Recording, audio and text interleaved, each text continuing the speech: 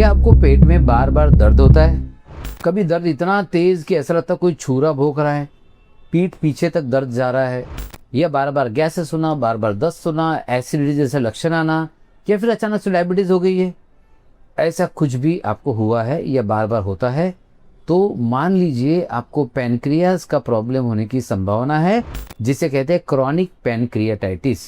अब chronic pancreatitis कभी कभी इतना साइलेंटली शुरू होती है कि आपको पता ही नहीं चलता, फिर एक दिन अचानक से कुछ अटैक आता है या अचानक से इन्वेस्टिगेशंस होते हैं, अल्ट्रासाउंड स्कैन, उसमें पता चलता है अरे मुझे तो पैनक्रियाज का प्रॉब्लम है। ऐसा साइलेंट शॉक आपको ना हो, इसलिए ये वीडियो आखिर तक देखिए। और अगर आपको ऑलरेडी पता है कि क्रॉनिक पैनक्रियाटाइटिस है तो आज के वीडियो में बहुत सारी नई चीज़ें आपको बताने वाला हूँ, तो आखिर तक बने रहिएगा और इसे ज़्यादा से ज़्यादा लोगों तक पहुँचाइएगा भी।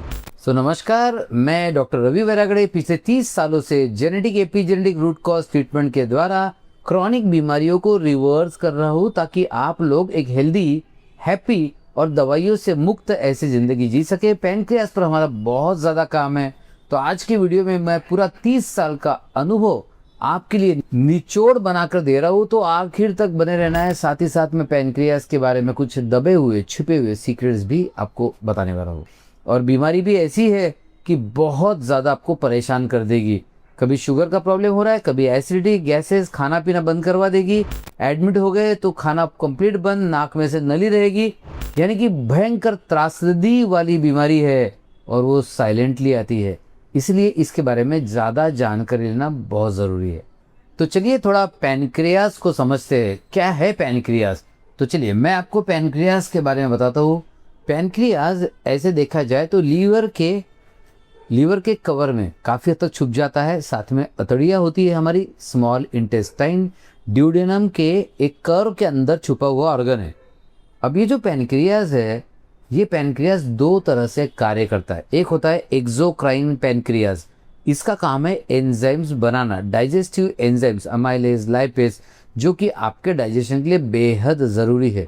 दूसरा पार्ट होता है एंडोक्राइन पैनक्रियाज, उसका काम है हार्मोन बनाना।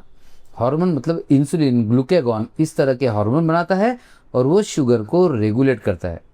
तो जब भी पैनक्रियाज किसी कारण से डैमेज हो जाता है, कमज़ोर हो जाता है, ये काम नहीं करता, तो धीरे धीरे आपका डाइजेशन कमज़ोर हो जाता है। और डाइजेशन कमज़ोर होने की वजह से आपको धीरे धीरे वेट लॉस होता है। और ऐसे लोग हैं जो 1 महीने में मतलब 10 किलो तक वेट लॉस कर चुके हैं। अब ज़्यादातर लोग समझते हैं कि पैनक्रियाज को डैमेज करने वाले कारण में सबसे महत्वपूर्ण, या काफ़ी लोग तो इकलौता कारण अल्कोहल को मानते हैं कि शराब से होता है। देखिए, लेकिन आज मैं आपको बता दूं, मैंने 2 दिन के पहले एक कंसल्टेशन किया, जिसमें एक मैं मेल पेशेंट से कंसल्टेशन कर रहा था। 35 साल की उम्र, तो कंसल्टेशन शुरू है। और वो 35 साल के उम्र के व्यक्ति को मैंने पूछा कि कैसे है पैनक्रियाज, मतलब क्या है? तो बोले सर मुझे भी है, मेरे बहन को भी है।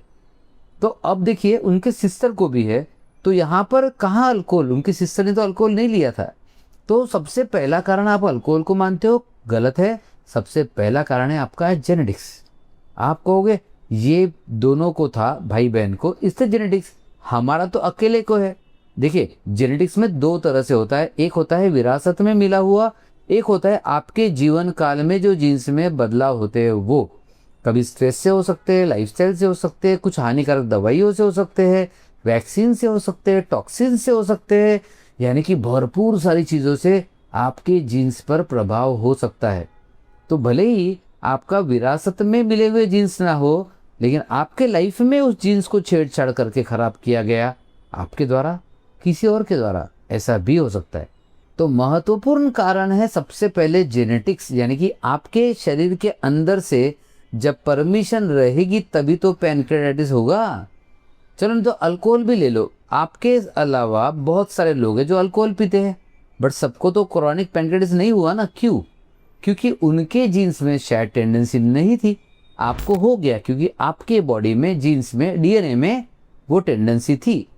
तो सबसे पहला कारण है टेंडेंसी, उसके बाद है ट्रिगर। अल्कोहल हो सकता है, स्ट्रेस हो सकता है, जैसे कि मैं बता चुका हूँ, दवाइयाँ हो सकते हैं, वैक्सीन हो सकते हैं, आपका लाइफस्टाइल हो सकता है, जंक फूड हो सकता है, बहुत सारी चीज़ें हो सकती है। लेकिन सबसे पहले ज़रूरी है आपके बॉडी के अंदर इसकी टेंडेंसी होना। और अगर टेंडेंसी है तो फिर ये आपको ज़रूर होगा। ज़्यादा मात्रा में चांसेस होने के जिंदगी भर होगा। जब तक टेंडेंसी का इलाज नहीं करोगे ये ठीक नहीं होगा। लेकिन घबराने की बात नहीं, genetic epigenetic root cause treatment में हम इस टेंडेंसी का भी इलाज करते हैं, तो आपको घबराने की जरूरत नहीं है। बस आखिर तक ऐसे ही कुछ नए नए पॉइंट्स बताने वाला हूँ, इसे देखिए, समझिए और अपने हेल्थ के लिए फायदा उठाइए। तो देखते हैं कि क्रॉनिक पैनक्रेटाइटिस क्या होता है। एक फैक्ट्री को इमेजिन कीजिए, सोचिए उस फैक्ट्री में बार बार अगर आग लग जाए तो क्या होगा, और फैक्ट्री के अंदर जहाँ जहाँ धब्बे हो जाएंगे। ठीक इसी आग लगने वाली फैक्ट्री के जैसा होता है पैनक्रियास के साथ बार बार इन्फ्लेमेशन होने के कारण। जब भी इन्फ्लेमेशन होता है तो इन्फ्लेमेशन के कारण पैनक्रियास के अलग अलग एरियाज में सूजन आ जाती है, सूजन की वजह से डैमेज हो जाता है। तो कभी आपको देखेंगे कि मेन पैनक्रियाटिक डक्ट डायलेट हो गया, कभी देखेंगे कि किसी को सिर्फ सूजन आ गई, किसी को नेक्रोसिस हो गया, किसी को एट्रोफी हो गया, किसी को ब्लड भी आ जाता है। कभी कभी डाइजेशन की वजह से पैनक्रियास तो खुद को भी खा जाता है। तो ऐसे अलग अलग लक्षण आते हैं क्रॉनिक पैनक्रेटाइटिस में। लेकिन आप पूछोगे सर ये तो हो गया पैनक्रियास के अंदर की स्थिति, बट इसके लक्षण क्या है? अब सबसे बड़ी समस्या लक्षणों में ही है। लक्षण इतने सामान्य होते हैं कि आप जनरली इसे गैसेस या एसिडिटी या कोई हल्का फुल्का खाने में कुछ गड़बड़ हो गई होगी ऐसे सोचकर निगलेक्ट कर देते हो, छोड़ देते हो। और आगे चल के पता चलता है काफ़ी दिनों बाद कभी अटैक आ गया, कभी सीरियस हो गए, कभी एडमिट करना पड़ा, कभी नेक्रोटाइजिंग पैनक्रेटाइटिस हो गया तो जान के लाले पड़ गए।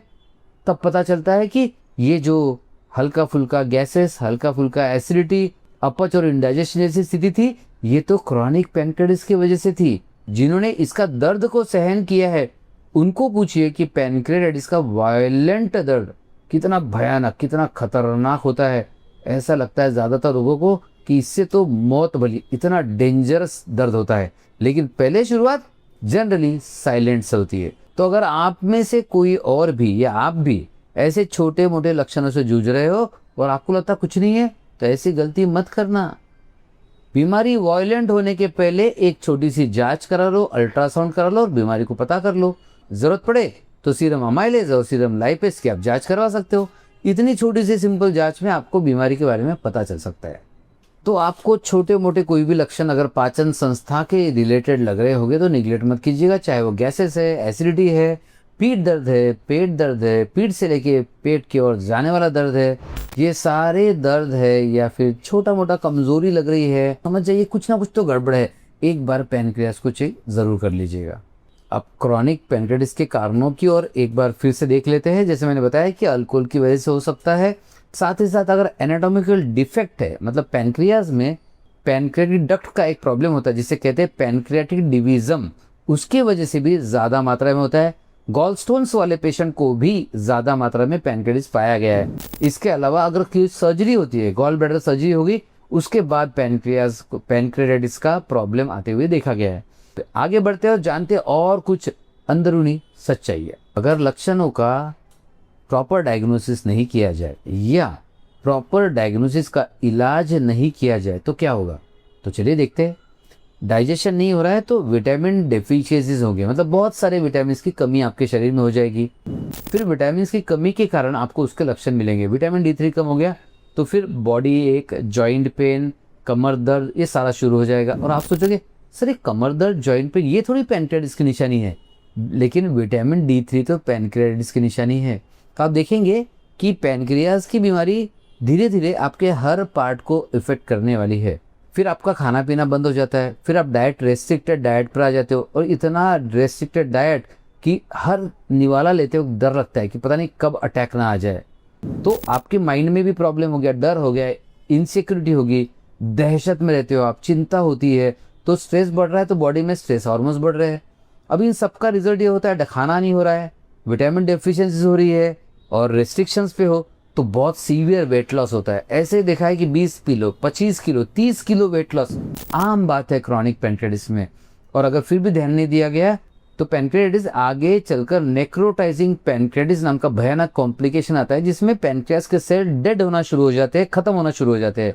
इसके अलावा पैनक्रियास एट्रोफी हो सकता है, सिकुड़ सकता है, और दोनों ही सूरत में डायबिटीज हो सकता है और आगे चलकर कैंसर हो सकता है। पैनक्रेटिक कैंसर भयानक बीमारी है, दुनिया का सबसे तेजी से फैलने बढ़ने वाला कैंसर और डेथ तक पहुंचाने वाला कैंसर है पैनक्रियाटिक कैंसर, तो वो भी हो सकता है। तो इसका मतलब ये है कि डायग्नोस करना भी ज़रूरी है, लेकिन डायग्नोस हो गया तो ट्रीटमेंट करना भी ज़रूरी है। अमाइलेज लाइपेज कम है तो बाहर से एक्स्ट्रा एंजाइम ले रहे हो, पेन हो गया तो पेन किलर ले रहे हो या फिर एसिड ले रहे हो। ये सिर्फ करते रहोगे तो पैनक्रियास का इलाज नहीं होगा, ये लक्षणों को कंट्रोल करने का तरीका है। तो अब चलते हैं कि पैनक्रियाटाइटिस का इलाज कैसे करें या पैनक्रियास को सेफ कैसे रखें। सबसे पहले बात करते हैं सेफ कैसे रखें। जितनी भी बुरी आदतें, गंदी आदतें मैंने बताई है, सारी की सारी रोक दो, बंद कर दो। Alcohol, smoking, lifestyle problems, sleep problems, junk food खाना, उल्टी सीधी चीजें, उल्टे सीधे समय में खाना, बहुत ज्यादा मात्रा में खाना खाना, ये सारी चीजें आपको अर्जेंटली रोकनी होगी, तभी आप अपने पैनक्रियास को सेफ रख सकते हो। अब चलिए, क्रॉनिक पैनक्रियाटिस हो गया, चाहे कोई भी स्टेज हो। अब कुछ लोग कैसे करते हैं, सर क्रॉनिक पैनक्रियाटिस तो था लेकिन अभी दर्द कम है। अरे दर्द के पीछे मत भागो, क्योंकि पैनक्रियास अगर सिकुड़ गया, एट्रोफी हो गया तो दर्द तो गायब हो जाएगा। अगर दर्द पर ध्यान दे रहे हो आप तो डायबिटीज हो जाएगा आपको या कैंसर हो जाएगा, पता ही नहीं चलेगा आपको। तो दर्द हो या ना हो, क्रॉनिक पैनक्रियाटिस का इलाज करना बेहद जरूरी है।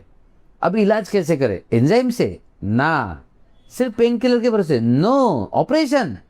देखिए बहुत जरूरत पड़ी तो कुछ केसेस में करना पड़ सकता है, बट अगेन ज्यादातर लोगों को ऑपरेशन के बाद फायदा नहीं होता। कुछ लोग स्टेंट लगाते हैं, स्टेंट के बाद भी फायदा नहीं होता। तो करना क्या चाहिए सर, पहले ढूंढो बीमारी कहाँ से आई, क्यों आई। अल्कोहल की वजह से आई तो अल्कोहल स्टॉप, स्मोकिंग की वजह से स्मोकिंग स्टॉप, स्ट्रेस की वजह से भी आता है, अति गुस्से की वजह से भी आता है, कॉर्टिसोल आपके पैनक्रियास को डैमेज कर देता है। इन सब के चीजों से आई हो तो इस पे पहले काम करना होगा। पहले ट्रिगर फैक्टर पर काम करो। जब तक आप ट्रिगर फैक्टर्स को रोकोगे नहीं, फॉर एग्जाम्पल कोई कहता है अल्कोहल तो रोक दिया, गुस्सा करना कैसे रोकूं, रोकना पड़ेगा। तो हम जब इलाज करते हैं, हम माइंड को रीप्रोग्राम करते हैं, ब्रेन को रीवायरिंग करते हैं, ताकि ये माइंड और ब्रेन मिलकर जो पैनक्रियास तक सिग्नल पहुंचाए वो अच्छे वाले सिग्नल पहुंचाए। सिग्नल्स अच्छे जाएंगे तो ऑब्वियसली रिजल्ट अच्छे मिलेंगे, राइट। इसके बाद कभी कभी टॉक्सिन ज्यादा है तो बॉडी को डिटॉक्स करना पड़ता है, क्योंकि अगर आप बॉडी को डिटॉक्स नहीं करोगे तो जो भी पॉइजन टॉक्सिन्स बॉडी के अंदर है वो पैनक्रियास के पास तो जाएंगे डाइजेशन के लिए, राइट, तो वो डैमेज भी करेंगे, तो ये टॉक्सिन्स निकालने पड़ेंगे। साथ ही साथ ऐसी कुछ दवाइयाँ आती है जिसको कहते हैं रीजनरेटिव मेडिसिन। अब रीजनरेटिव मेडिसिन आपके बीमार पैनक्रियास के सेल्स को रीजनरेट कर सकते हैं, एक्टिवेट कर सकते हैं। तो अगर ऐसी मेडिसिन की जरूरत पड़ी तो भी इस्तेमाल करना चाहिए।